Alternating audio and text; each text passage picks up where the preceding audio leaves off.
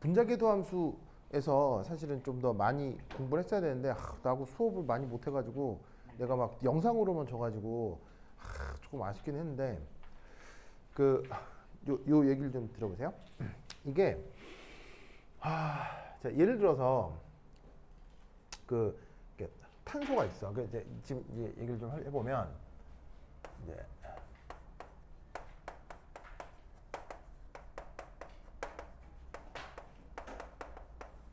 이제 파이결합이라고 하는 걸 약간 이제 기하학적 관점에서 보자면, 자, 예를 들어서 탄소는 최외각 전자가 몇 개가 있어요? 하나, 둘, 셋, 네 개가 있죠. 그럼 예를 들어서 탄소를 가지고 파이결합을 만들게 되는 대표적인 분자가 뭐가 있어요? 예를 들어서 그 유명한 C2H4가 있죠. 그래서 얘 루이스 구조 그리면 어떻게 돼요? 탄소, 탄소 하고 여기에 슈쇼 이렇게 되면서 이중결합이 만들어지게 되는데, 이중결합 두 개 중 하나가 뭐예요? 두 개 중 하나가 항상 뭐라고 하죠? 시그마 결합이라고 하고 나머지 하나가 이게 파이가 되는 거잖아요. 그럼 얘를 좀 이제 혼성 오비탈 관점에서 살펴보면, 이렇게 이중결합하고 이 탄소가 평면형 구조를 갖게 됐을 때 이 탄소 혼성 오비탈을 뭐라고 해요? sp2라고 하죠? sp2 맞아요? sp2? 그러면 저 탄소에 요걸 한번 생각해 보자고. sp2 탄소의 로컬 구조, 요걸 한번 살펴보자 이런 말이야. 그러면 sp2 탄소의 로컬 구조 어떻게 되는 거냐면, 탄소가 있고, 자, 기본적으로 이 탄소가 시그마 결합을 몇 방향을 해야 돼요? 한 방향, 두 방향, 세 방향의 시그마 결합을 해야 되죠. 이것도 시그마고 이것도 다 시그마니까. 그러면 sp2 혼성이라는 게 뭐냐면, 얘가 짜잔 짜잔 짜잔 이렇게 XY 평면 위에 지금 여기 있는 이 파란색으로 그린 게 하나를 H1, 하나는 H2, 하나는 H3가 된 이 H1, 2, 3가 바로 sp2 중 하나인 거야. 왔어요? 왔어. 그래서 sp2 혼성 오비탈은 몇 개가 있어요? sp2 혼성 오비탈은 H1, 2, 3에 몇 개가 만들어져요? 이렇게 세 개가 만들어진다고. 왔어? 그래. 왔어요? 왔어. 그래서 sp2 혼성 오비탈은 하나, 둘, 세 개가 만들어지는데, 그 sp2 혼성 오비탈 세 개가 만들어지고 남게 되는 원자 오비탈이 하나가 더 있죠. 뭐가 남게 돼요? pz 오비탈이 남게 되죠. 그러니까 sp2 혼성 오비탈은 하나, 둘, 세 개가 무조건 xy 평면으로만 있는 거야. 무조건 xy 평면. 알겠죠?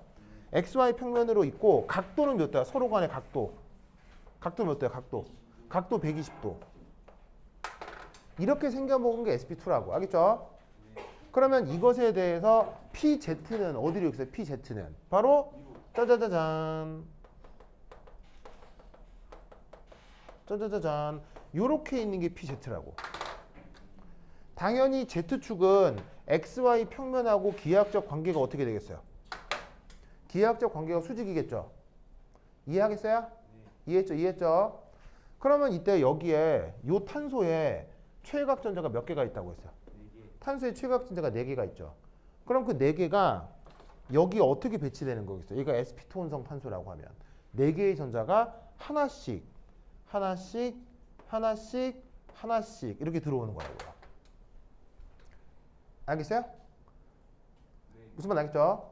그래서 원래 탄소의 최외각 전자가 4개인데 그 탄소가 sp2 혼성을 하게 되면 sp2 혼성 오비탈에 전자가 하나씩 들어가고 남는 전자가 pz 오비탈에 들어간다고. 아시겠죠? 알겠죠? 그러면 이때 여기에 있는 이 C2H4 에틸렌의 얘 이름을 부르자면 에틸렌인데, 에틸렌의 이제 기하 구조를 살펴보면 에틸렌이 어떻게 생겨 먹었다? 이렇게 생겨 먹었다 이거지. 자, 보세요. 탄소가 있고 탄소가 있고 슈쇼가 있고 슈쇼가 있고 슈쇼가 있고 슈쇼가 있고 이런 식으로 전체적으로 얘가 XY 평면을 이루는 거예요. 이해했죠? XY 평면 안에 2개의 탄소하고 4개의 수소가 다 배치된다고. 그런데 아시다시피 이 에틸렌에서는 탄소가 sp2 혼성을 하는 거니까 요 탄소도 요 모양일 거고요. 요 탄소도 요 모양일 거라고. 알겠죠? 그래서 요 모양을 여기다가 덧그려 볼게요. 그럼 어떻게 되냐면 이 탄소는 이압 H1, H2, H3 혼성 오비탈이 있을 거고요. 그리고 남는 무슨 오비탈이 있다고요?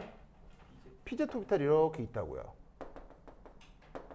그리고 PZ가 있는 방향은 당연히 Z축 방향이겠죠. 이건 XY 평면이고 여기 전자가 어떻게 배치돼요? 전자가 하나, 둘, 셋, 4개의 최외각 전자가 이렇게 배치가 되는 거예요. 무슨 말 나겠죠? 그리고 이게 자 파란색으로 표현한 건 다 뭐라는 얘기죠? 파란색으로 표현한 건 다 sp2 탄소의 그 뭐냐면은 혼성 오비탈이라는 거라는 거지. 이게 여기서도 똑같이 또 나타나요. 똑같이 나타나면 여기서도 H1, H2, H3가 있을 거라 이런 말이죠. 그리고 이 탄소도 어떻게 되겠어요? 똑같이 PZ가 있다 이런 말이에요.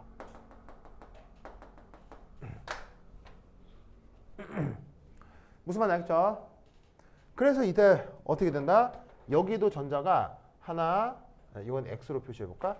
하나, 둘, 3개가 있는 거지. 그리고 나머지 4개가 이렇게 있는 거지. 알겠죠? 자, 그런데 이때 이 수소는 전자 배치가 어떤 오비탈이 돼요? 수소의 오비탈은 무슨 오비탈이에요? 1s 오비탈이죠. 그럼 수소의 1s 오비탈엔 전자가 몇 개가 있어요? 2개. 아, 1개. 수소는 최외각 전자가 몇 개예요? 하나죠? 그게 여기 이렇게 전자 배치가 되는 거예요. 수소의 1s 오비탈의 전자가 하나 이렇게 배치가 되는 거예요. 수소의 1s 오비탈의 전자가 하나, 수소의 1s 오비탈의 전자가 하나 이렇게 배치가 되는 거죠. 무슨 말 나겠죠? 이런 식으로 만들어진 요 결합을 뭐라고 해요? 요 결합을. 이걸 시그마라고 하는 거예요. 이런 식으로 만들어진 이 결합을 뭐라고 하는 거예요? 이걸 시그마라고 하는 거예요. 무슨 말 나겠죠? 이해했어요? 그리고 얘하고 얘가 만약에 결합을 이룬다면 이걸 뭐라고 한다는 얘기예요? 요걸. 요 결합을. 요걸 파이라고 한다. 이런 말인 거지. 무슨 말 나겠죠? 이해했어요? 그러면 여기서 이 시그마하고 이 파이를 이 혼성 오비탈 관점으로 이제 구분을 좀 하자면 이거예요. 자, 바로 첫 번째 시그마는 뭐라고 생각하면 되냐면 얘를 뭐라고 생각하면 되냐면 말이 생각이 안 나요. 시그마는 그렇지. 결합 전자 쌍이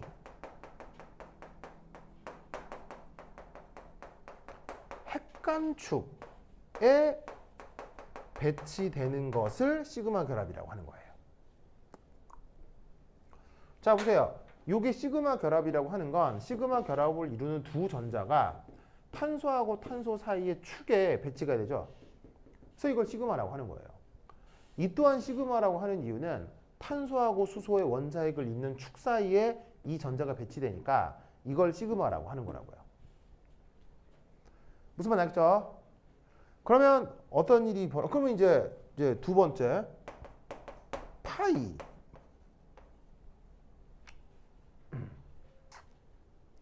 파이는 어떻게 되냐면 이렇게 되네요. 결합 전자쌍이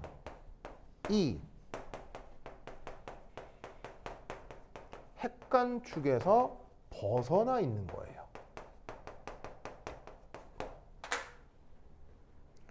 자, 이렇게 만들어진 이 두 개의 전자로부터 만들어진 화학결합을 파이결합이라고 하는데 그건 보시다시피 이 두 개의 전자가 탄소하고 탄소의 핵간축에 있어요? 핵간축에서 벗어나 있어요? 당연히 벗어나 있죠? 무슨 말인지 알겠어요? 그냥 나와 있는 그림 그대로 쓴 거예요. 그냥 알겠죠? 그럼 이때 여기서 어떤 생각을 할 수가 있냐면 이 시그마 결합 전자쌍은 전자쌍이 상대적으로 원자핵에 더 상대적으로 가까워요. 전자쌍이 원자핵에 더 가까워요. 반면에 이쪽은 상대적으로 전자쌍이 원자핵에서 더 멀어요.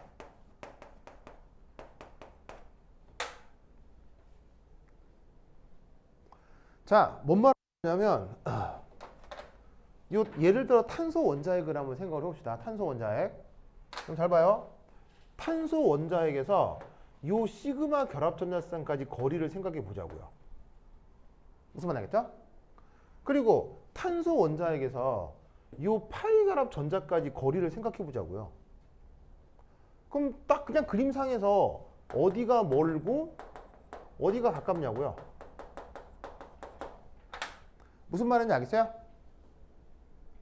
그건 반대쪽 탄소 입장에서도 마찬가지죠. 여기선 상대적으로 가까운데 여기선 상대적으로 먼 거예요. 알겠어요? 그러니까 얘네들에 비해서 이렇게 가나 멀다고요. 얘들에 비해서 평균적으로 파이 결합을 이루는 전자는 멀다 이런 말이에요. 무슨 말 알겠죠?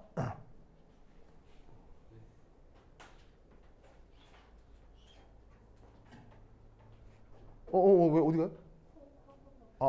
그래. 나 코 수술을 한다고. 그래. 주한이. 맞죠? 그렇지. 주한아. 그렇죠. 그래. 최근에 애플 TV 아니지. 애플 TV가 아닌가? 애플 TV 말고 거기. 하여튼 요즘 드라마 중에 오비안 케노비라고 있는데. 옛날 영화 중에 스타워즈라고 알아요? 그 스타워즈에 제다이 기사가 나오는데 알아요? 광선검을 휘두르는. 몰라요? 그 광선검 휘두르는 거 광선검 알죠? 엄청 무서운 사람들이죠. 칼인데 칼에서 칼날이 달려있으니까 빛이 나와요. 그래갖고 웽 하면 다 잘려가. 무섭죠, 주하나. 그 광선검 그 광선검 나올 때 무슨 소리 나오는 줄 알아요? 주한 이렇게. 미안해요. 저 잠깐만요. 갑자기 주한이가 생겨. 주한 이렇게. 막 그 얘기 해줬어요? 진짜로요? 미안해요. 미안해요. 네. 미안해요. 네. 갑자기 생각이 났어요. 자, 어떻게 anyway. 그래서 어떻게 된다? 이건 가깝고 이건 멀다는 얘기죠. 그럼 잘 봐요. 가까워.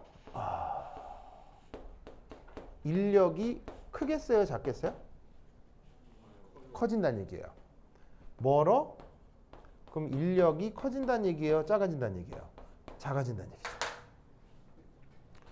그러니까 이 시그마 결합은 기본적으로 결합력이 세겠어요, 약하겠어요? 결합력이 스트롱거. 그러면 상대적으로 파이 결합은 원자핵하고 전자 사이 인력이 작기 때문에 그래서 파이 결합은 결합력이 세요, 작아요? 상대적으로 결합력이 약하다 이런 말이죠. 무슨 말 알겠죠? 이해했어요? 그래, 깜짝아. 그래. 아니야. 그래서 이때 우리는 어떤 생각을 할 수 있냐면 이겁니다. 바로 시그마 결합은 항상 나타날 수 있어요. 그런데 파이 결합은 두 원자 간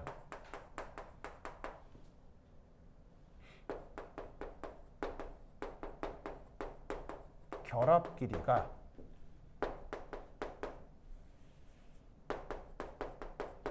매우 짧은 경우에서만 나타납니다.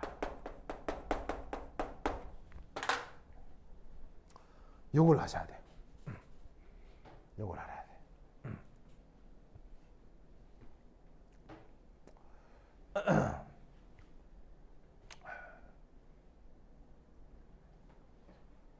자, 뭔 말이냐면 1. 모델링. 자, 지금 요 그림을 자, 요렇게 옆에다가 요 그림을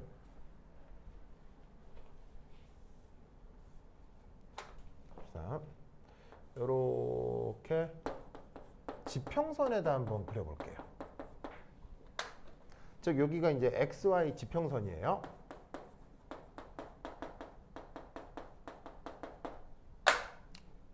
그래서 XY 평면을 이렇게 들어가지고 지평선으로 그렸다고. 알겠죠? 그럼 지평선으로 그렸을 때 두 원자가 있잖아요. 그럼 하나를 그냥 여기서 둘은 탄소인데 편의상 A, B라고 해보자 이런 말이야. 그럼 이제 어디에 A 원자가 이렇게 있는데 여기서 시그마 결합이 나타난다고 하는 건 바로 짜잔 짜잔 B 원자가 여기 있을 때 요렇게 시그마 결합이 되는 거잖아요. 그죠? 맞아. 그러면 이때 이압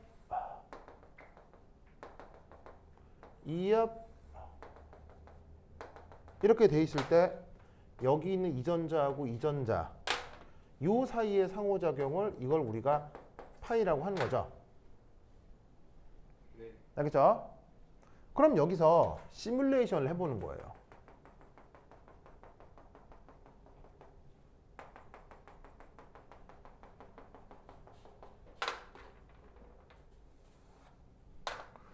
자, 여기 A 원자 있고요. PZ 오비탈이 이렇게 있어요. 그리고 보시다시피 이렇게 혼성 오비탈이 있고요. 파란색으로 그린 건 다 혼성 오비탈일 뜻해요. 아시겠죠? 그래서 요거를 이렇게 들여서 이게 딱 지평선만 그린 거라고. 그런데 이때 잘 봐. 이 B의 위치가 원래 위치보다 좀 멀어졌다고 해보자. 조금 멀어졌다고 해보자. 그러면 어떻게 될 거냐면요. 여기에서도 이렇게 혼성 오비탈은 있을 거고요. 이렇게 PZ 오비탈이 있겠죠. 뭐 B 다시 위치가 바뀌었다고 치자. 그럼 이때도 뭐가 있을 수 있어요? 시그마 전자하고요. 파이 결합 전자가 있을 수 있단 말이에요. 무슨 말 알겠죠? 아시겠어요? 그러면 어떤 일이 벌어지냐면 이런 일이 벌어집니다. 잘 보세요.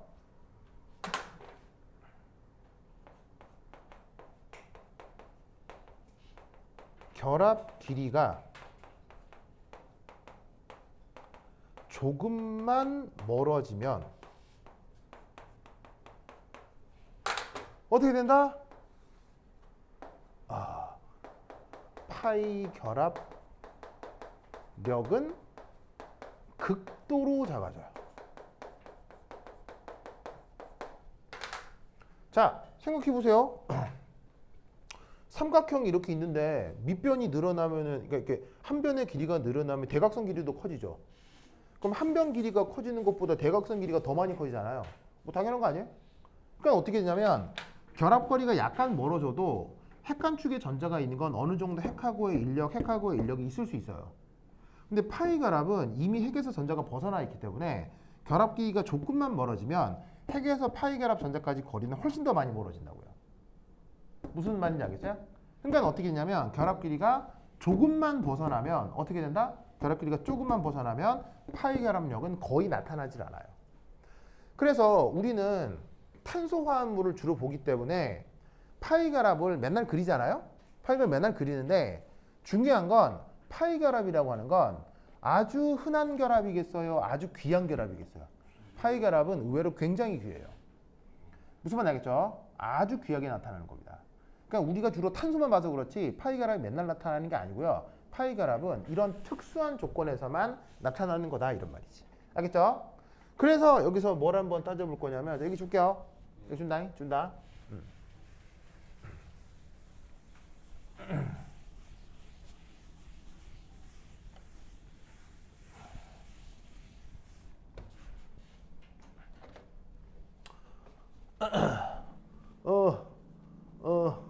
아유 말이 생각이 안 나냐.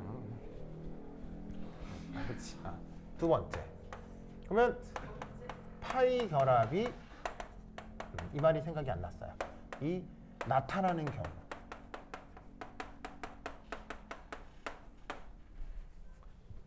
세 가지가 있어요. 몇 가지가 있다고?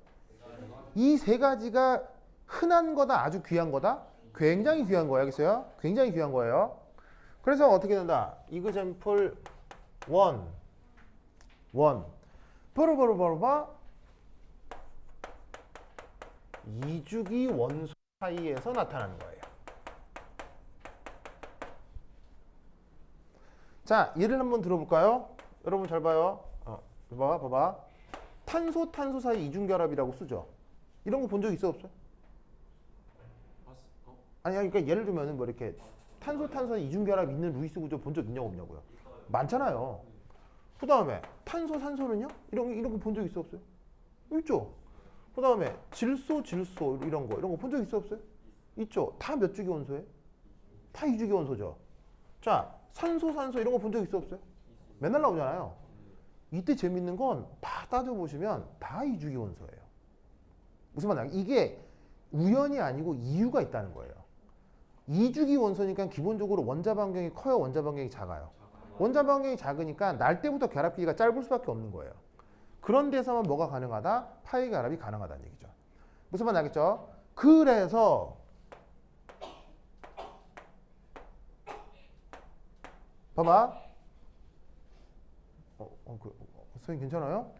선생님, 애기 기침하는데 애기 같아. 애기가 기침하는 것 같아. 그래. 하여튼 그렇다. 여러분 뭐 학교에서 뭐 특별한 일 없으세요? 특별한 일이요? 네.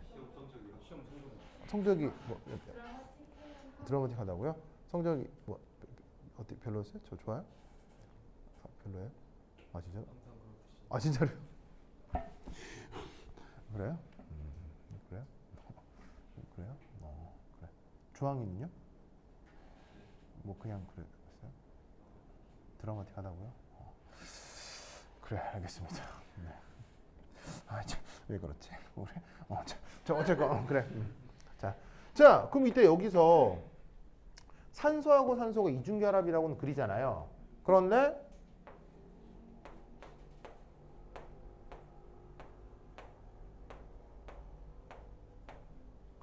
이런 건 본 적 있어요, 없어요? 자, 잘 봐요. 이거 옥텐 만족해요, 안 해요? 만족하죠. 이거 옥텐 만족해요, 안 해요? 하네요. 왜냐면 같은 16조 원소이기 때문에 같은 동족이어서 O2는 이렇게 루이스 구조가 그려져서 옥텐 만족하고 S2도 이렇게 옥텐 만족해서 그려져요.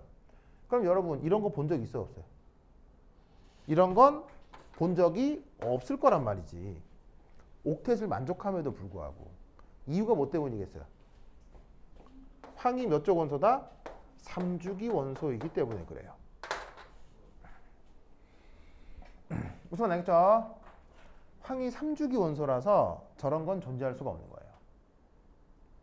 무슨 말 알겠죠? 알겠죠? 그 다음 두 번째. 자, 여기 준다.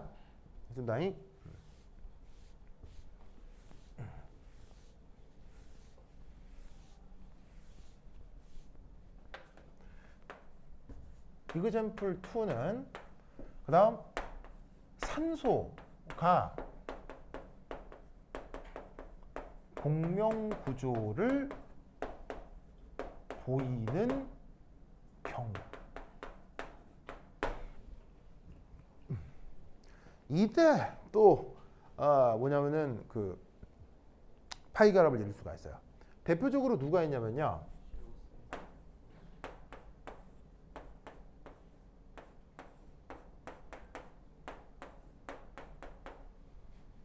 자, 이런 루이스 구조 본 적 있어요, 없어요? 많을걸요? 근데 이때 잘 보시면 황은 몇 주기원소죠? 3주기원소죠? 그런데도 뭐로 그려요? 파이 결합으로 그리죠. 이건 이유가 있는데 산소가 아주 많이 붙어 있죠. 산소가 아주 많이 관여를 하면 산소가 전자를 끌어가는 속성이 있죠. 끌어가는 속성 때문에 저 중심 황의 원자 반경이 많이 작아져요. 그래서 일부 파이 결합이 가능해요. 무슨 말인지 알겠죠? 그리고 또 하나의 이런 거 본 적 있죠?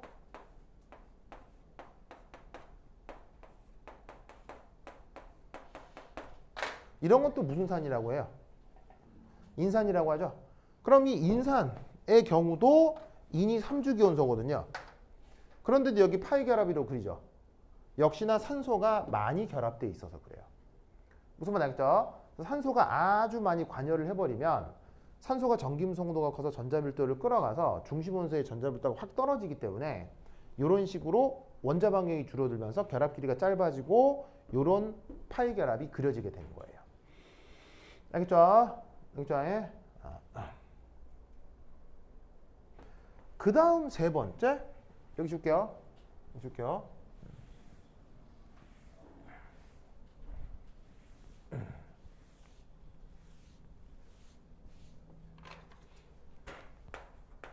세 번째가 바로 파이 백본딩이에요.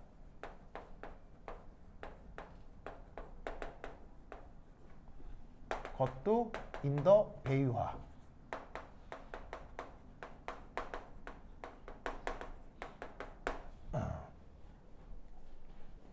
자, 이건 명확한 루이스 구조로 그리기가 쉽진 않은데 저번 시간에 한번 언급한 적이 있거든요.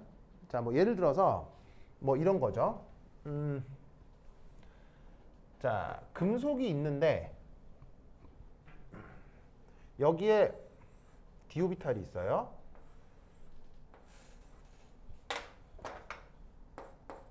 얘는 전이금속이고요. 근데 여기에 산소 원자가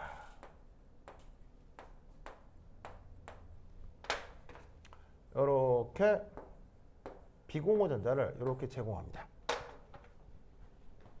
그러면 이제 그 다음 어떤 일이 벌어지냐면 금속하고 산소 사이에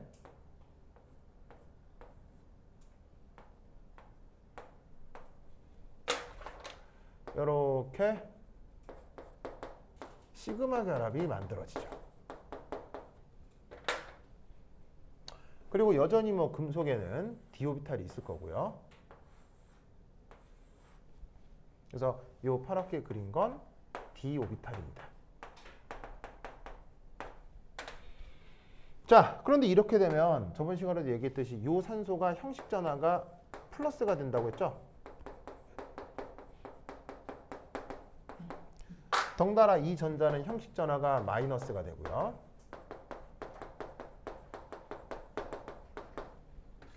그럼 이때 어떤 일이 벌어질 수 있냐면 자, 원래 금속에 D 전자들이 있다면 이 D 전자들이 어떻게 돼? 플러스 형식 전화를 갖는 산소 쪽에다가 이압하고 전자 제공을 하면 산소가 파이 결합 전자를 반대쪽으로 넘겨요.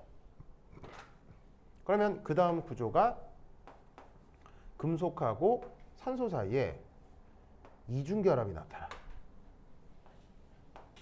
그리고 이 산소에 비공호 전자가 세 쌍.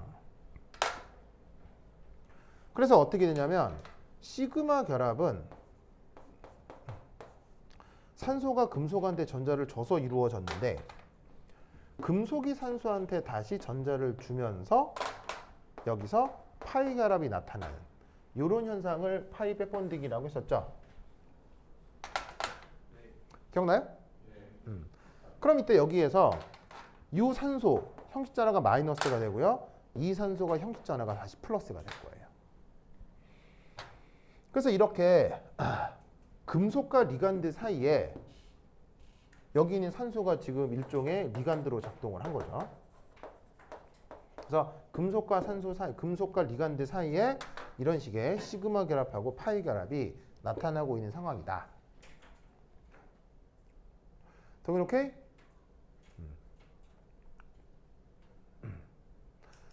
그런데 지금 이런 게 가능한 이유는 어쨌거나 이산소가 됐건 이산소가 됐건 뭐를 만족하기 때문에?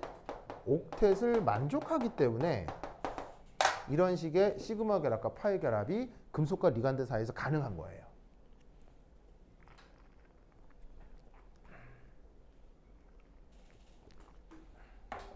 아시겠죠? 알겠죠? 즉 이렇게 이동할 수 있는 기존 파이 결합 전자가 있기 때문에 그러니까 요게 기존 파이 결합이 있기 때문에 전자가 이동했을 때 다시 이동을 하면서 옥텟을 만족할 수가 있는 거예요. 무슨 말 알겠죠? 그러니까 이렇게 금속이랑 산소가 이렇게 이중 결합을 이루려면 이 리간드 주변에 이렇게 파이 결합이 있으면 유리하다는 거예요. 물론 파이 결합을 가지고 있지 않아도 파이 백본딩을 할 수 있는 것도 있지만 기본적으로는 이게 주로 나타나는 현상이라고. 그런데 이때 만약 자, 여기까지 다 그렇죠? 다 그렇죠? 그렇죠. 근데 이때 만약 자 여기 줄게요. 줄게요. 이게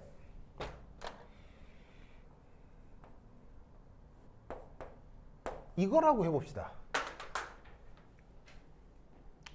똑같은 산소인데 아까처럼 산소에 이중결합이 원래 파이 결합이 있는 게 아니고요. 그냥 산소에 수소만 붙어있는 뭐 이런 식의. 그럼 이 산소는 지금 주변에 파이 결합이 있어요? 없어요? 주변에 활용할 수 있는 파이 결합이 전혀 없죠. 그럼 이런 경우는 어떻게 되냐면 금속하고 산소가 요렇게 좀 머리 좀 길게 그릴까?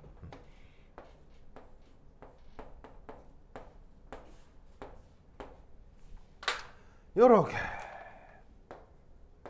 돼가지고는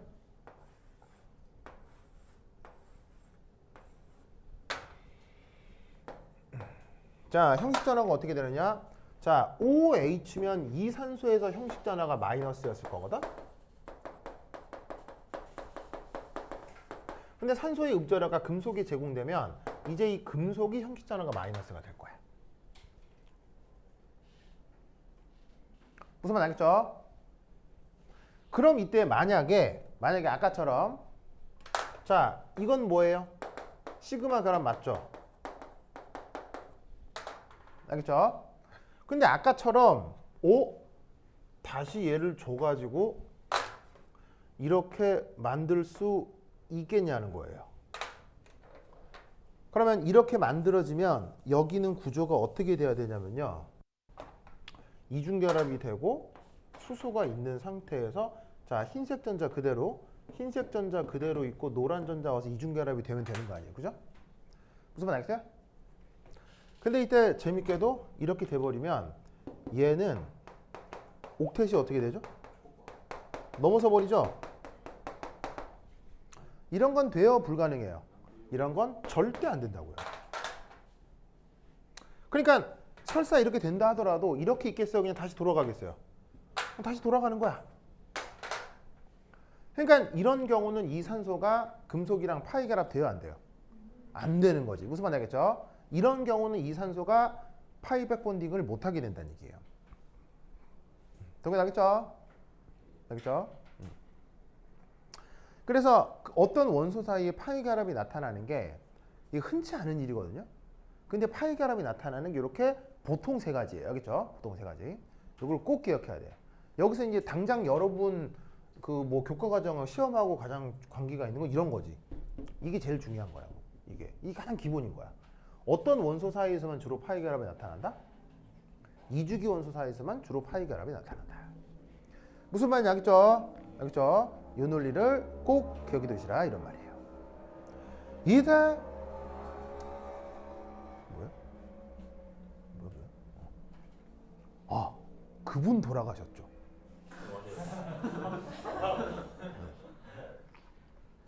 아마 저번 주에 있었던 일 중에 전 세계를 통틀어 가장 쇼킹한 일이 아니었나. 예? 아베 총 맞아 죽었잖아요. 몰랐어요? 이게 아베가 그거 그 같은 자민당 무슨 국회의원 선거에 그 지원 유세 나왔다가 이게 같은 자민당에 이렇게 국회의원 나온 사람 있을 거 아니에요. 그 사람이 이제 지원 영상 지원 나와서 막 하다가 거기 탁 누가 세상에 그 킬러가 7m 근처까지 접어요. 7m 근처까지. 그럼 그 경호원들 뭐 한 거야? 아니 뭐 아베가 죽어서 뭐 그렇게 기분이 아주 불쾌하다 이런 건 아닌데, 무슨 말 나겠죠? 예. 그렇게 그렇게 부정적인 아베가 죽었다고 해서 그렇게 부정적인 기분이 드는 건 아니지만 어쨌건 그래도 이제 그래도 사람은 죽은 거고 무슨 말 나겠어요? 당장 거기에는 경호의 책임이 있는 거 아니야. 그 되게 그 나라의 수상까지 지낸 사람이고 여전히 정치 권력이 있는 사람인데 아니 세상에 모르는 사람이 세상에 7m 근처까지 접근하도록 이게 7m면요 꼴랑 요거 이거 총 쏘면 죽지. 무슨 말인지 알겠어요? 네. 와, 하여튼 참 그걸 보고 인생 참 무상하다 뭐 이런 생각이 들더라고요. 그렇지 않나요?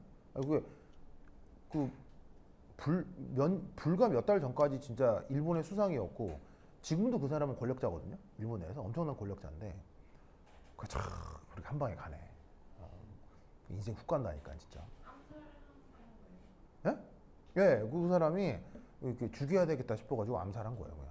예. 일본 사람인데, 예. 일반인이에요. 예, 그냥 보통 사람이에요. 보통 사람인데 전직 군인이었대요. 전직 자위대였대요. 이름 참. 어쨌든 이제 전직 그 군인이었는데 그 사람이 좀 이렇게 기분이 나빠서 죽였대요. 기분이 나빠서요? 아니 뭐 그 기분이 그렇죠. 기분 좋은데 죽일 리는 없잖아요. 기분이 나쁘니까 죽였겠죠. 네, 어쨌건. 근데 이제 그 군인이 그 수상 죽이는 건 일본의 전통이에요. 전통까지라기보다 90년 전에도 이런 일이 있었어요. 90년 전에도요. 90년 전에는 그때 당시 이제 일본의 수상이 있었는데, 근데 90년 전에도 군인이 일본 수상을 암살했거든요. 일본 군인이. 근데 그때는 이제 어떤 일이었냐면 90년 전이니까는 미국하고 일본이 태평양 전쟁을 할 때였어요. 하려고 할 때. 근데 생각해 보세요. 미국이랑 전쟁하는 건 좋은 일이에요? 미친 짓이에요? 미국이랑은요 전례 전쟁하면 안 돼요, 그렇죠? 미국이랑 전쟁하는 건 진짜 바보짓이에요. 그래서 그때 그 일본의 수상도 90년대 일본 수상도 그러니까 아무리 억울해도 미국이랑 전쟁하기는 어렵다, 하면 안 된다, 이렇게 정치적인 판단을 하고 있었어요. 근데 그거에 불만을 품은 미국이랑 무조건 전쟁에서 결사항전해야 된다 라고 생각했던 어떤 군인이 그 수상을 죽인 거예요. 그리고 그게 원동력으로 그 전쟁을 하자는 파에서 정권을 잡아가지고는 진짜로 진주만 폭격해가지고는 일본하고 미국 사이에 전쟁이 벌어진 거예요. 그걸로 일본은 좆된 거죠, 뭐. 예. 그러니까 뭐 우리한테는 잘 된 건데 그냥 객관적 입장에서 봤을 땐 이거 되게 멍청한 정치적 판단을 하는 게 일본이에요. 근데 이번에 벌어진 그 아베 암살은 좀 상황이 반대예요. 어떻게 반대냐면 아베는 전쟁을 하자는 수상이죠. 네. 아베는 일본의 헌법을 바꿔서 일본이 이제 또다시 전쟁을 일으킬 수 있는 나라가 되기를 만드는 사람이 아베예요. 그런데 그런 식의 극우적인 정치 활동 때문에 이상하게 영향을 받는 일본 국민들도 있을 수 있겠죠. 그거에 불만을 가진 전직 군인이 암살한 거예요. 상황이 반대인 거 알겠어요? 상황 반대인 거 알겠어요? 그래서 90년 전에도 비슷한 일이 있었는데 완전 데칼코마니인 거야. 이게 데칼코마니 이게 그러니까 완전 딱 거울상인 거야. 반대로. 무슨 말 되겠죠? 그래서 그런 일이 있었어. 그래서 그때 어젠가 그젠가 아, 그저께구나. 그저께 막 일하고 있는데 갑자기 김선아가 뭐 자기야 뭐 이러면서 왜 그러지? 아베 죽었대. 뭐 아베가 누구야? 아니 그 일본 수상 아베 뭐 아베? 뭐 갔더니 막 실려가는 거예요. 그래서 깜짝 놀랐어. 깜짝 놀랐어. 하여튼 그랬다. 그래서 쓰러지는 영상 보니까 바로 그 자리에 즉사했더라고요. 근데 이제 그 원래 정치적인 지위가 있는 사람은 그 사망이 벌어졌을 때 바로 발표하지 않거든요. 이게 그 국가적으로 국가의 실익을 따져서 타이밍을 봐서 발표해요. 예, 정치적인 인물들은 바로 죽으면 죽었다고 얘기하지 않고요. 죽었어도 그걸 이제 잠깐 이렇게 보도를 멈춘 다음에 지금 언제 발표하는 게 국익에 도움이 될지를 최대한 판단해서 그때 발표를 해요. 그래서 바로 그 자리에서 내가 봐도 즉사한 건데 누가 봐도 즉사인데 그건 쓰러지는 장면이 이게 아이고야 이렇게 쓰러진 게 아니고요. 그러니까 사람이 이렇게 팍 이렇게 쓰러지더라고요. 이건 즉사예요 그냥. 사람이 다리가 탁 풀려가지고 바로 팍 뒤로 이게 즉사하더라고요. 넘어지더라고. 그러니까 이건 제대로 즉사한 거거든요. 근데 이제 바로 발표는 안 하고서 저 죽은 건데 했더니 이게 그 다음 날 이제 사망 이렇게 나오더만. 이건 뭐 어떻게 할 수가 없어요. 그래서 앞에서 정말 제대로 쏜 거야. 정말 제대로 쏜 거야. 사실은 총 한 방으로 사람이 즉사하지 않을 가능성도 좀 크거든요. 작진 않거든요. 적진 않은데 그거 보니까 바로 한 방에 갔대.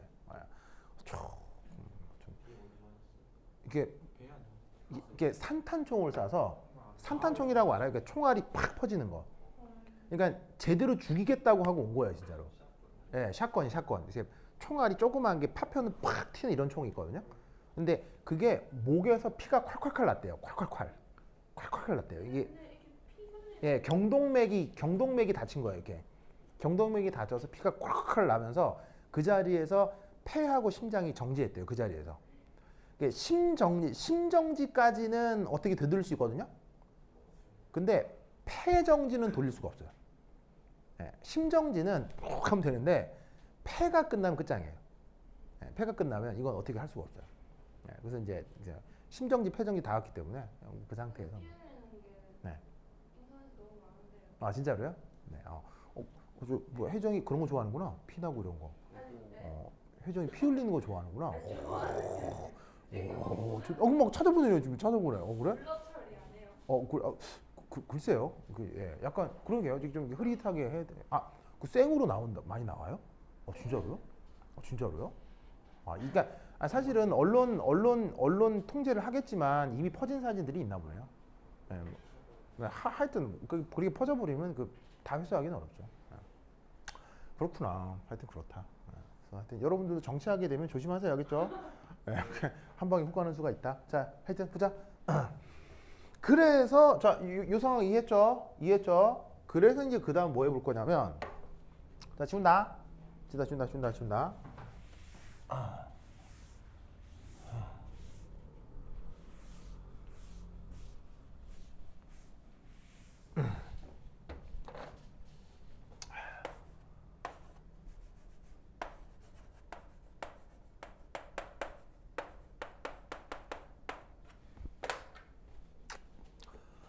쿼츠 구조.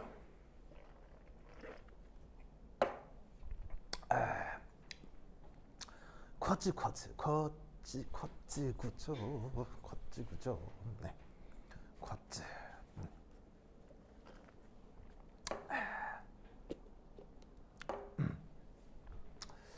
자, 쿼츠가 뭡니까? 쿼츠. 뭐라고? 쿼츠 구조가 뭡니까? 쿼츠 구조. 에? 프랑스어냐고요? 아니요, 영어인데요. 근데 뭐 프랑스에서도 쿼츠라고 쓸 거예요. 왜냐면 저거는 광물 이름이라서요. 저기 예, 정답. 예, 시계 뒤에 보면 쿼츠라고 쓰여 있거든요. 그 쿼츠가 저 쿼츠예요. 근데 시계 이름이 아니고요. 광물 이름이에요. 광물. 그럼 우리말 번역도 있겠죠? 우리말 번역이 바로 서경이에요. 서경. 무슨 영? 서경. 알겠죠? 서경. 자, 그럼 얘는 첫 번째 1. 실험식. 바로 그 유명한 SiO2입니다. SiO2. 보이죠? 보이죠? SiO2. 자, SiO2인데 이때 요놈의 전자배치를 좀 보면 그것도 이제 최외각 전자배치를 보면 자, 실리콘 최외각 전자 몇 개임? 4개죠. 4개. 산소는 최외각 전자 몇 개임? 6개죠. 알겠죠? 그럼 이때 알 수 있는 게 뭐냐면 얘가 만약 옥텟을 만족한다 라고 하면 구조적으로 이 실리콘 주변에는 최외각 전자가 4개이기 때문에 결합선이 몇 개가 생길 수 있다는 얘기예요. 결합선이 하나, 둘, 셋, 넷. 그러니까 딱 봤을 때 어떤 느낌을 가질 수 있냐면 just like 뭐랑 굉장히 유사하다? 탄소랑 굉장히 상황이 비슷하구나. 탄소도 옥텟 만족하려면 결합선 몇 개가 나와야 돼요? 4개가 나와야 되죠? 그러니까 딱 그 상황이라는 얘기죠. 그러면 이때 여기에서 산소는 옥텟 만족하기 위해서는 결합선이 몇 개 나오면 돼요? 바로 비공호 전자쌍 2개에 결합선이 2개 나오면 딱 옥텟을 만족하게 되는 것이지요. 맞나요? 맞죠, 맞죠? 그런데 이때 여기서 실리콘이 몇 주기 원소죠? 3주기 원소죠? 3주기 원소. 그렇다면 3주기 원소라서 뭐가 어렵다? 그렇지. 파이 결합이 어렵다는 거예요.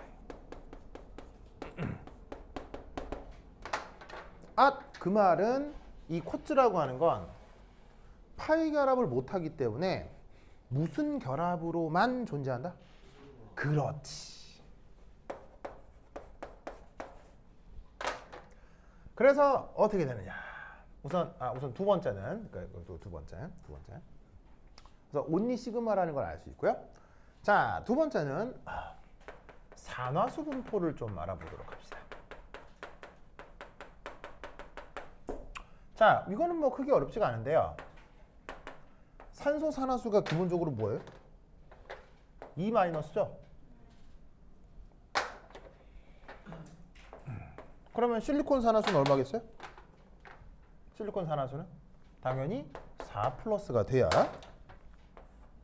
정기적으로 중성이겠죠. 그리고 이때 전기음성도도 중요한데 실리콘 전기음성도와 산소 전기음성도를 보면 어디가 더 크고 어디가 더 작을까요?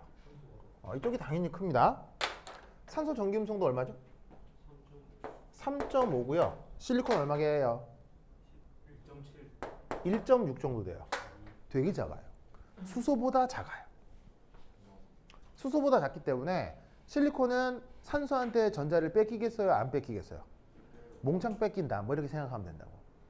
그래서 산소가 몽창 E-가 될 때 저 실리콘은 4 플러스. 알겠죠? 이제 여기서 이 로컬 구조.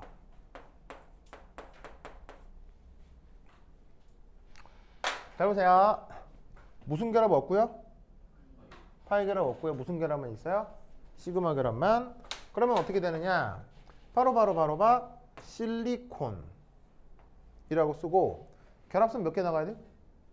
결합선 4개. 시그마 결합 4개. 인걸 무슨 혼성이라고 하죠? sp3. 그럼 sp3니까 시그마 결합이 한 방향, 두 방향, 세 방향, 네 방향. 왜 sp3인 걸 확신할 수 있냐면 무슨 결합이 없기 때문에? 파이 결합이 없기 때문에 모두 시그마 결합이어야 되잖아요. 근데 시그마 결합이 몇 개 있어요, 지금? 이게 실리콘 주변에 시그마 결합 몇 개 있어요? 시그마 결합 4개인 혼성을 뭐라고 하냐고요? sp3. 무슨 말 알겠죠?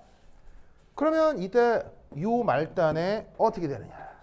바로 샨쇼, 샨쇼, 샨쇼, 샨쇼. 무슨 말 알겠죠? 그래서 실리콘을 중심으로 무슨 입체 구조가 나타난다?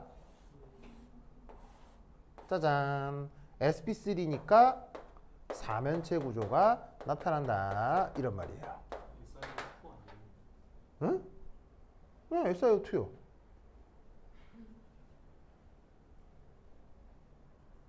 SiO2요. SiO2 알겠죠? 무슨 말 알겠죠? 알겠죠? 자, 근데 여기서 잘 보세요. 실리콘은 결합선이 몇 개 나가야 돼? 4개 나가야 되죠. 산소는 몇 개 나가야 돼? 2개 나가야 되죠. 그럼 이러면 산소 입장에서는 돼요, 안 돼? 안 되죠. 그럼 어떻게 되겠어요? 여기에 실리콘이 또 붙어요. 요렇게 실리콘이 또 붙어요. 요렇게 실리콘이 또 붙어요. 요렇게 실리콘이 또 붙어요. 그리고 이 실리콘 주변에 산소가 또 붙어요. 무슨 말 알겠어요? 실리콘 주변에 산소가 또 붙어요. 이게 계속 확장되는 거예요. 무슨 말 알겠죠? 알겠죠? 그러니까 자, 전체 구조예요. 전체 구조가 아니고요. 로컬 구조라고요. 실리콘을 중심으로 한 지역 구조가 사면체라고요. 근데 이걸로 끝나는 게 아니고 이게 계속 확장되는 거예요. 계속. 알겠죠? 그러면 이때 잘 보세요. 요 산소 한번 보실까요? 산소. 산소는 보시다시피 이 실리콘이랑 결합하고 있지만 얘하고도 결합하고 있죠. 그럼 얘를 어떻게 카운팅을 하면 되냐면 산소를 가상적으로 절반을 잘라. 절반을 자른 다음에 이쪽으로 산소가 절반 공급되고 이쪽으로 산소가 절반 공급된다고 생각하는 거야. 무슨 말 알겠죠? 그러면 얘를 어떻게 생각할 수 있느냐? 평균적으로 실리콘 한 개당 산소 절반짜리가 4개가 붙은 거야. 알겠죠? 알겠어요? 그래서 실험식을 뭐라고 하는 거야? SiO2라고 하는 거야. 무슨 말 알겠죠? SiO2라고 쓰는 이유는 실리콘하고 산소의 평균적인 개수가 1대2라는 거예요. 근데 로컬적으로는 실리콘 주변에 산소가 몇 개가 붙어 있다? 4개가 붙어 있다라고 생각해야 돼. 왜? 무슨 결합을 못 하니까? 파이 결합을 못 하니까. 무슨 말 알겠죠?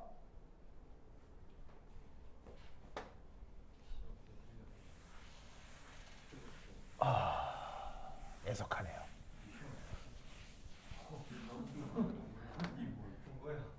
이때 어떻게 되냐면 이 SiO2가 그래서 상온에서 고체 결정이거든요.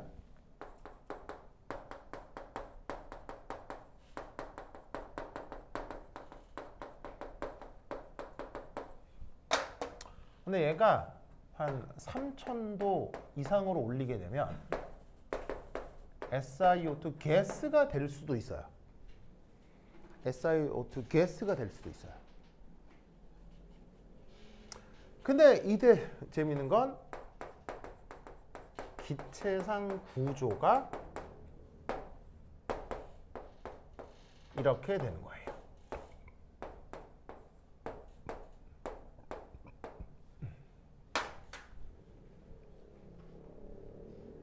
누구랑 구조가 똑같다? CO2랑 구조가 똑같습니다.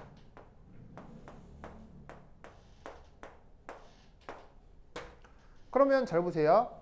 3000도를 가해야 이렇게 된다는 얘기는 이 구조는 안정한 구조란 얘기예요? 불안한 구조란 얘기예요? 극도로 불안한 구조란 얘기예요. 왜? 이 파이그랍이 강력한 파이그랍이란 얘기예요? 매우 약한 파이그랍이란 얘기예요? 아주 약한 파이그랍이 만들어질 수밖에 없기 때문에 3000도쯤 가야 저렇게 되지 보통 상온에서는 저런 고체 결정이 된다 이런 말입니다. 뭐만 알겠죠? 이해했죠? 알겠죠? 그래서 이때 요 네 번째 고체 결정 구조. 자, 이 고체 결정 구조는 재밌게도 다이아몬드와 똑같습니다. 뭐랑 똑같다고요? 몬드 다이아몬드. 진혁? 다이아몬드 좋아요? 예. 그래요? 누구한테 줘본 적 있어요? 받고 싶어요. 아, 받고 싶다고요? 네. 누구한테요? 쌤한테요. 나한테요? 네. 정말로요? 이야, 그럼 나의 노예가 돼야 되는데?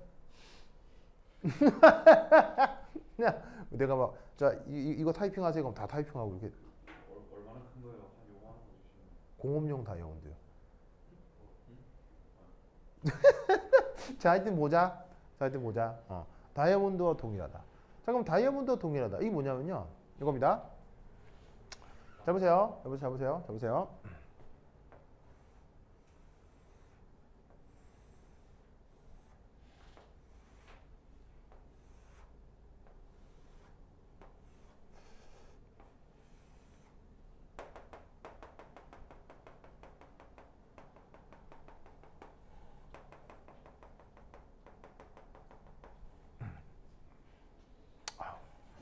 약간 삐뚤어진 것 같은데만 대강 그리죠.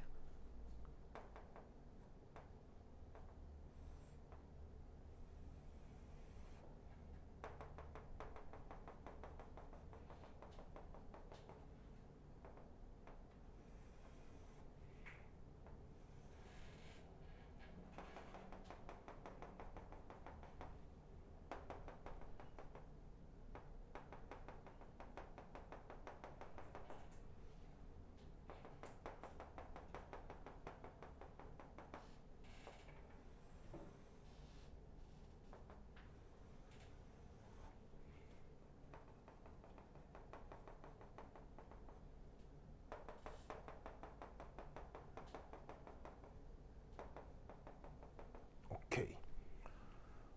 뭐 그린 건지 알겠죠? 예쁘죠? 아, 별로예요?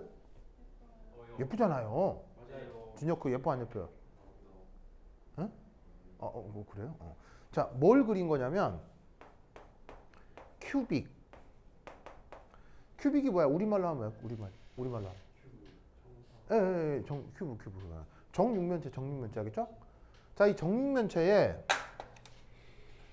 잘 봐. 정육면체에 짜잔. 이런 거 이제 곡지점이라고 해요. 곡지점. 혜정아 뭐라고요? 곡지점. 알겠죠? 곡지점. 자,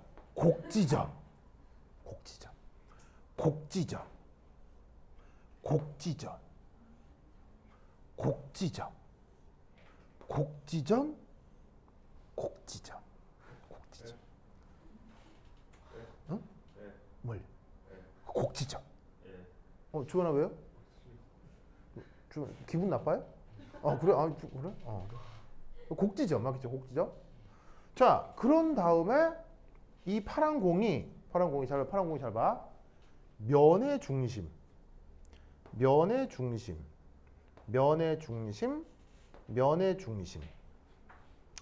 그리고 면의 중심. 보이세요? 이런 배치를 뭐라고 하죠? 그렇지. 면시 밑방.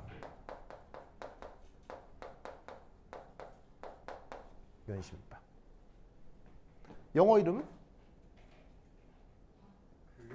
뭐였지? 그 있잖아요. 영어로 알아야지 이걸. 뭐? 멘시가 영어 페이스 센터. 그렇지. 페이스 센터드 큐빅. 이라고 하면 된다 이런 말이에요. 그래서 줄여서 FCC. FCC란 말 들어본 적 있을 텐데 무슨 말 알겠죠? 그럼 여기에 이 SiO2의 O가 이 파란 공이란 얘기예요. 무슨 말 알겠죠? SiO2의 파란 공이 SiO2 산소가 저 산소란 얘기예요. 저 파란 게 저 면식병이라는 얘기예요. 뭐만 알겠죠? 알겠죠? 이제 보세요. 이제 어떤 일이 벌어지느냐? 바로 보자. 이때 가만 있어봐. 하나 둘 셋 넷 다섯 요때 헷갈려. 보자. 얘가 이렇게 되고 요렇게 하나 되고 그 다음에 이렇게 하나 되고 저기서 반대쪽 어디 갔어? 이렇게 하나 되고 하나 둘 헷갈려. 보자. 하나 둘 아니죠. 이렇게 하나 있고 이게 하나 더 찾아야 되는데 이제 찾기지가 않냐? 보자. 하나 둘 셋 하나 둘 셋 넷 하나 둘 셋 넷 하나 둘 셋 넷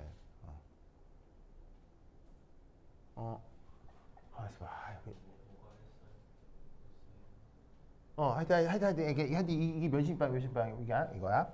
자, 근데 이때 여기서 봐봐. 자, 이게 정육면체면요.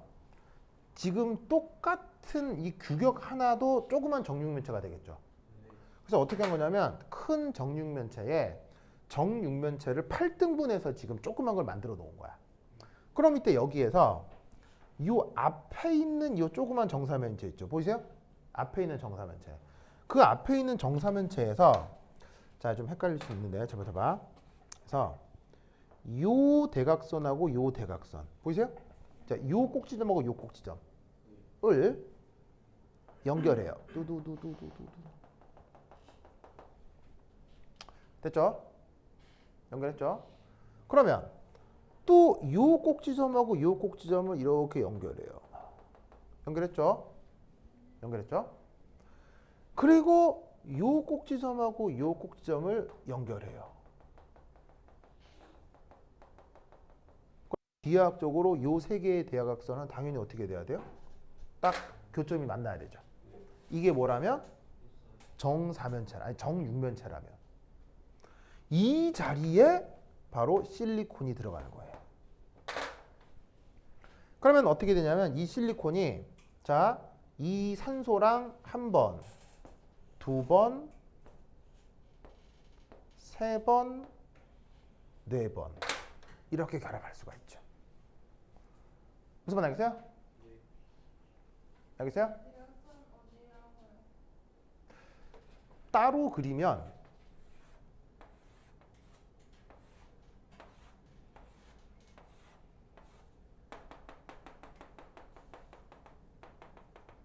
이게 조금 더 작은 큐빅이라면 잘 보세요. 정육면체면 속성상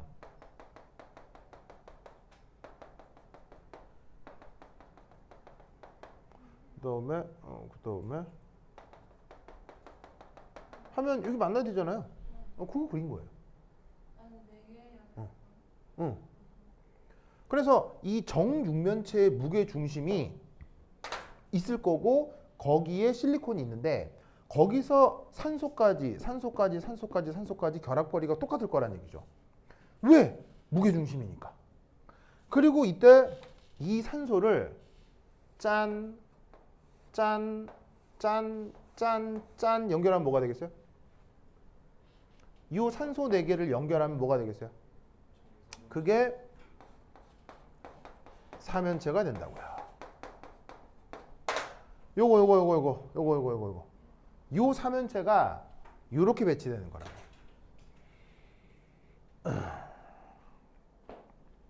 뭔 말인지 아시겠어요? 진영 알겠어요? 이해했어요? 이해돼요? 이때 이 실리콘이 어디도 한 자리 더 들어가냐면 바로 얘 보이세요? 요렇게 그다음에 요렇게 만들어지는 삼연체의 무게중심에도 이렇게 실리콘이 하나가 더 들어가요. 여기도 실리콘, 그러니까는 이게 그리기 좀 애매한데 요 자리에도 실리콘이 또 들어가게 되는 거예요. 무슨 말 알겠죠? 그럼 요 실리콘이 여기에서 요 산소랑 요렇게 결합하고 요렇게 결합하고 요렇게 결합하고 요렇게 결합해서 여기에도 삼연체 실리콘 무게중심 자리가 하나 생기게 된다 이런 말이에요. 무슨 말 알겠죠? 네. 그러면 이때 이 구조 내에서 자 바로 유니셀 내에 산소가 4개이고 실리콘은 2개 존재한다 라는 것을 알 수 있다는 얘기죠. 이 유니셀 안에 산소가 4개고 실리콘이 2개라는 거 알겠어요? 잘 보세요. 이 유니셀 안에 실리콘 몇 개 있어요? 2개 있죠? 2개 있죠. 그 다음에 이 산소가 지금 보시다시피 유니셀 안으로 몇 개가 들어가냐면 이 꼭지점에 있는 건 8분의 1이 들어가겠지만 여기에 있는 면에 있는 건 2분의 1이 포함되겠죠. 그래서 면심입방에서 유니셀 안으로 들어가는 공의 개수를 4개라고 하죠. 좀 오케이? 무슨 모르겠어요? 이 산소의 무게 중심이 여기 배치가 되는 거예요. 그러면 이 유니셀 안으로 잘려 들어가는 건 요만큼이라는 얘기죠. 그럼 이게 몇 분의 몇이라는 얘기예요? 8분의 1. 면에 있는 건 이만큼이 잘려 들어가겠죠. 그게 2분의 1. 그럼 8분의 1짜리가 8개가 있고요. 2분의 1짜리가 6개가 있다고요. 그럼 다 하면 산소는 4개인 거예요. 실리콘은 2개가 있죠? 2개가 있죠? 그래서 1대1하고요. 그래서 SiO2라고요. 네. 스몰 셀에는 스몰 큐빅에는 네. 저건 안 맞는 거죠. 다시 뭐라고요? 다시. 저 스몰 큐빅에서는 저 말이 안 맞는 거죠. 스몰 큐빅에서도 똑같이 말이 맞죠? 네. 비율은 똑같죠? 비율이 달라져서는 안 되죠. 이게 뭐냐면 스몰 큐빅에서는 이 비율이 안 맞죠. 왜냐면 이 덩어리가 반복되는 거예요. 이 덩어리가 반복됐을 때 1대1 하는 거예요. 근데 이 안에서는요. 잘 보세요. 이 안에서는 자 어디는 실리콘이 있고 어디는 없는 거예요. 그러니까 어디는 있고 어디는 없는 거예요. 그러니까 그걸 다 감안한 평균이 1대1 하는 거예요. 그걸 모두 다 평균으로 감안하려면 이걸 하나의 최소 단위로 봐야 돼요. 무슨 말 알겠죠? 다이아몬드랑 똑같은 구조인 건 뭐냐면 이 자리에도 탄소가 들어가고 이 자리에도 탄소가 들어가면 그게 다이아몬드예요. 무슨 말 알겠어요? 이것도 탄소고 이것도 탄소면 다이아몬드고요. 이게 산소고 이게 실리콘이면 쿼츠라고 하는 거예요. 그래서 쿼츠하고 다이아몬드는 구조가 똑같아. 무슨 말 알겠죠? 알겠어요? 1대2 알겠죠? 1대2. 이렇게 된다. 오케이, 됐다. 네. 다시요. 뭐라고요? 네, 나머지 위치는 안 들어가요. 저렇게만 배치된 거. 무슨 말 알겠죠? 저 단위로 계속 반복되는 거예요. 아시겠죠? 그렇죠? 이 논리를 그거 기억해 두시기 바랍니다. 오케이, 됐다.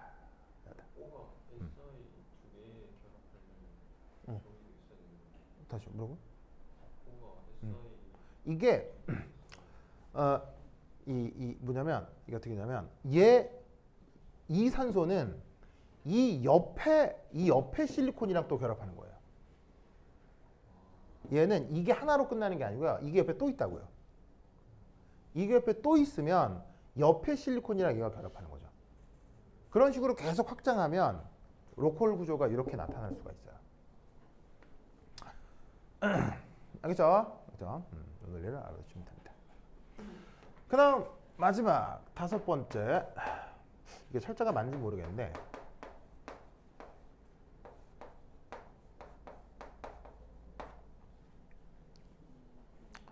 피에조 크리스탈이라고 하는 게 있는데 이게 뭐냐면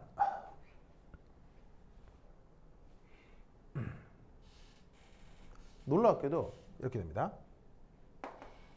피에조 크리스탈은 충격을 전기 에너지로 변환시킵니다.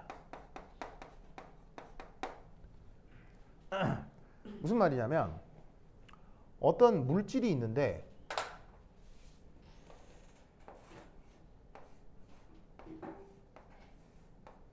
이 물질에다가 도선을 연결하고요. 전구를 연결하잖아요. 놀랍게도 망치입니다. 망치로 때리면요. 반짝반짝 불이 들어와요.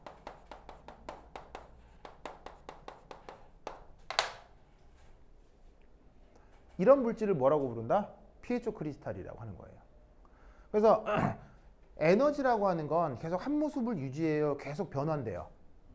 에너지는 되게 변환이 되는데 그 변환되는 모습이 저렇게 충격을 운동 에너지를 바로 전기 에너지로 바꾸는 물질이 있을 수 있다는 얘기예요. 그런 걸 뭐라고 부른다? 피에조 크리스탈이라고 해요. 무슨 말인지 알겠죠?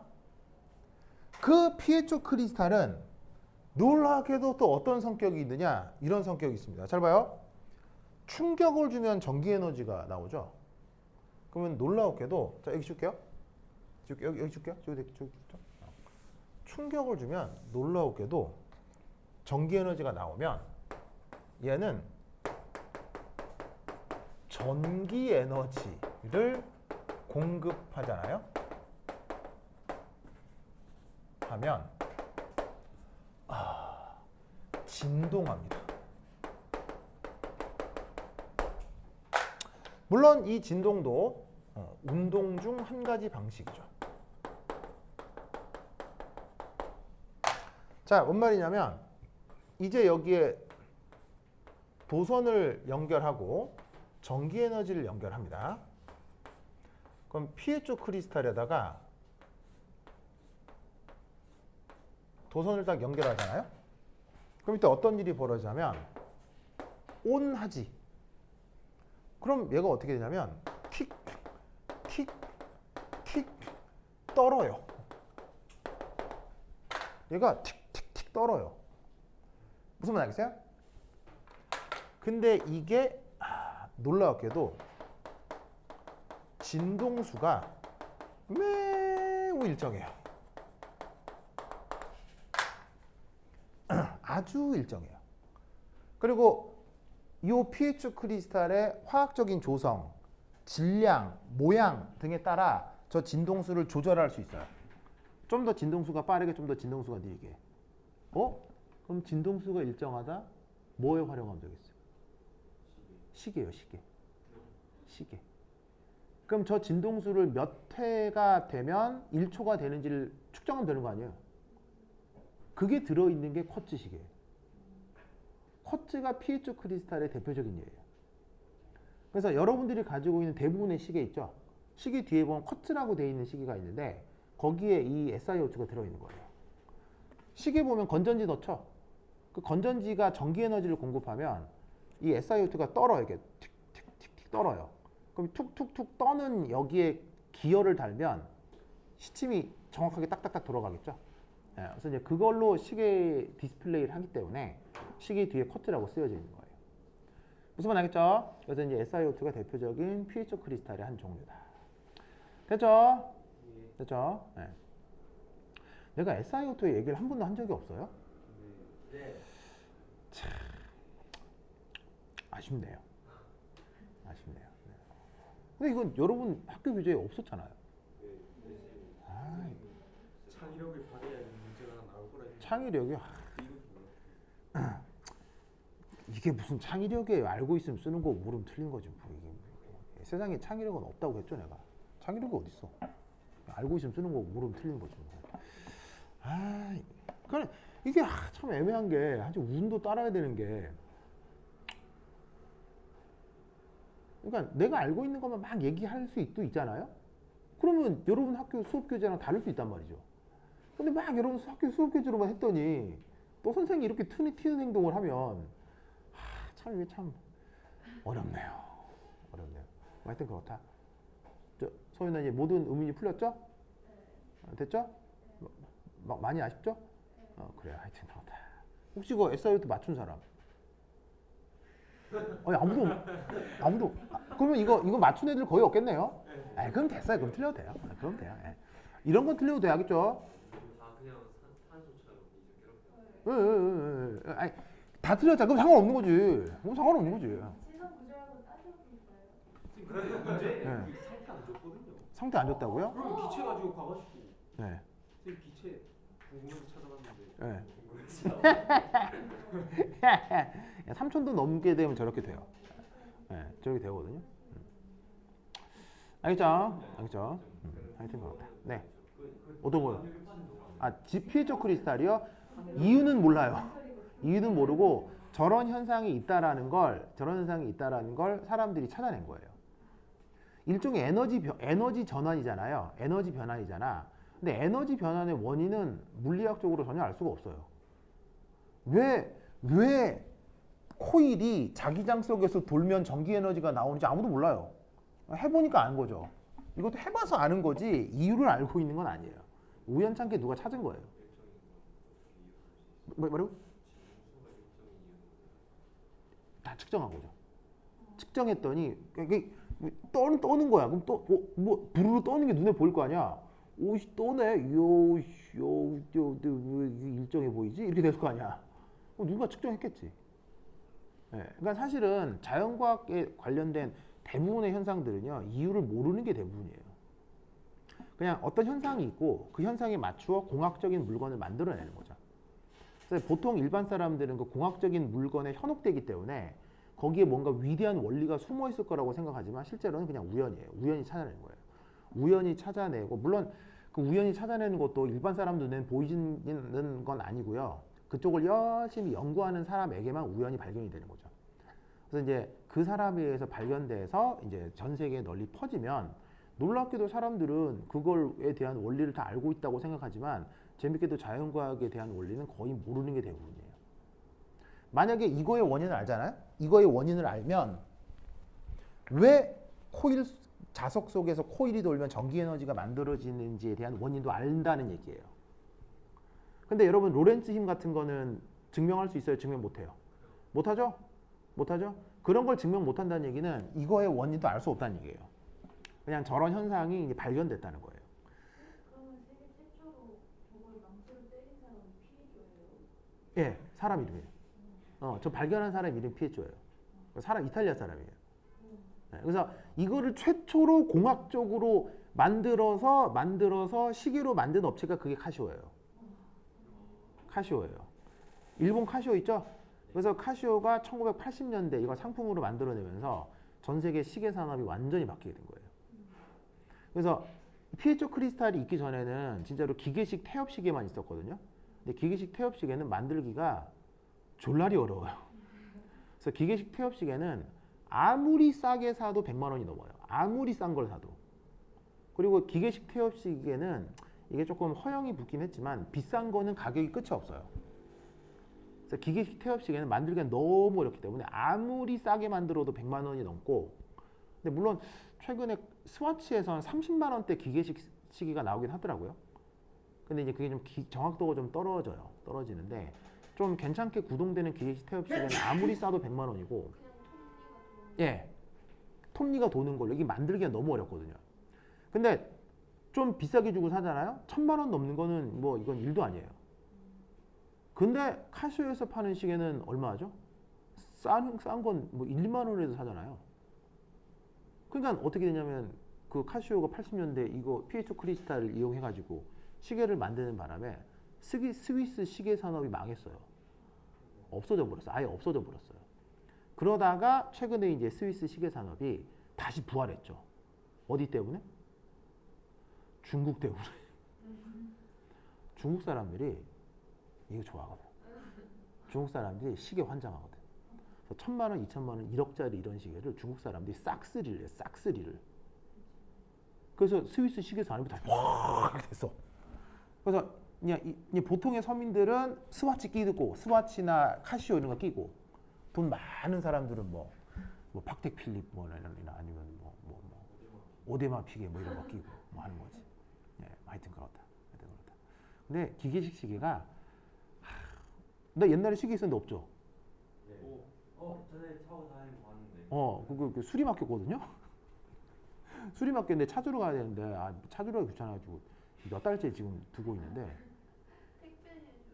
근데 그 시계는요 택배로 안 해요. 너무 고가라서요. 혹시 분실 사고 일어나면 서로 굉장히 민망한 일이 벌어지거든요. 그래서 시계는 찾으러 가야 되는데 이게 그런 고가 시계는 그 고가 시계를 샀던 백화점에 가서 맡기잖아요. 수리비만 400만 원 나와요. 수리비만. 그러니까 사실은 내가 봤을 때 시계 나도 그렇게 한번 맘먹고 크게 비싼 시계를 사긴 했는데 뭐 그렇게 좋은 선택은 아닌 것 같아. 근데 이제 우연찮게 우리나라 대구에 전 세계적인 시계 장인이 한 분 계시거든요. 한국 사람이요? 한국 분이에요. 그러니까 어떤 분이냐면 나도 우연찮게 알게 됐는데 스위스 시계 본사에서 못 고치는 게 고쳐달라고 의뢰가 오는 분이에요. 그런 분이 우리나라에 그런 분이 딱 한 명 있어요. 우연찮게 알았어. 그래가지고 대구까지 가서 맡겼는데 그분한테 맡겼는데 수리비가 90만 원 나왔거든요. 그러니까 내가 백화점 들고 왔었는데 수리비 400만 원 들더라고요. 그래서 잠시만요. 나와가지고 그래서 알아봐서 갔더니 90만 원 나왔어요.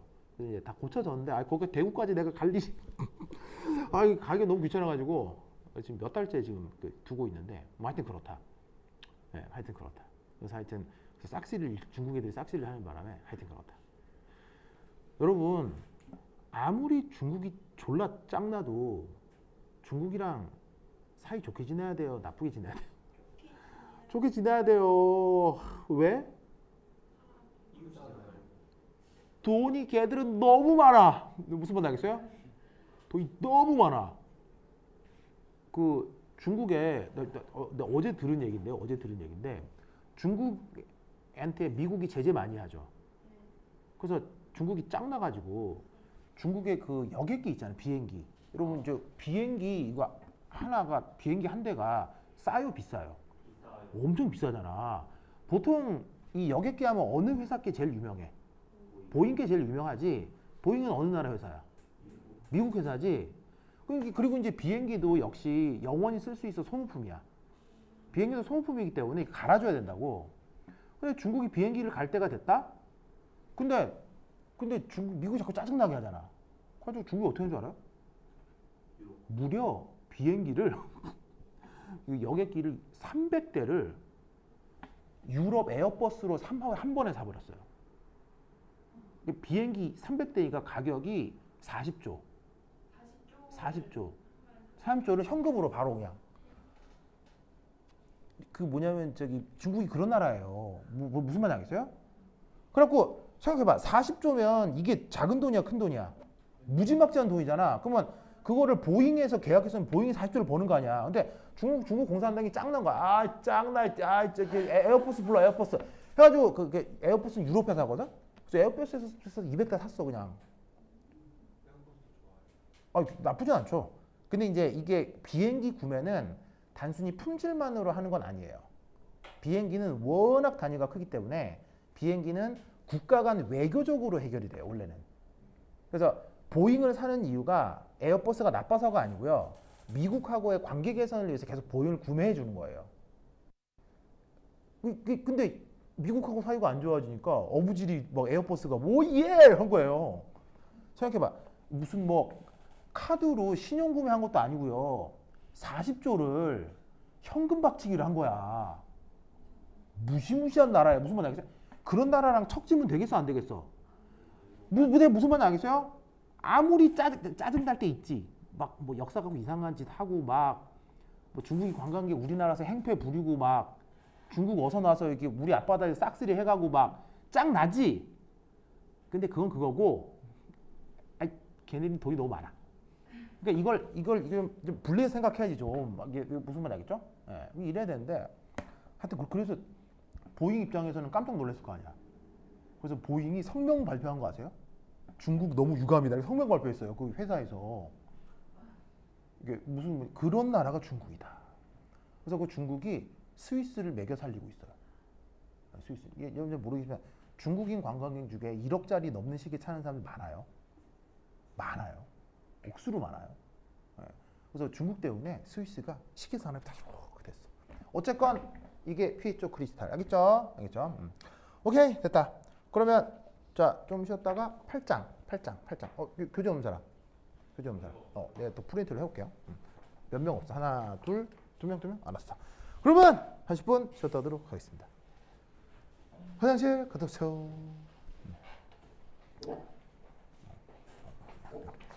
우리 성윤이.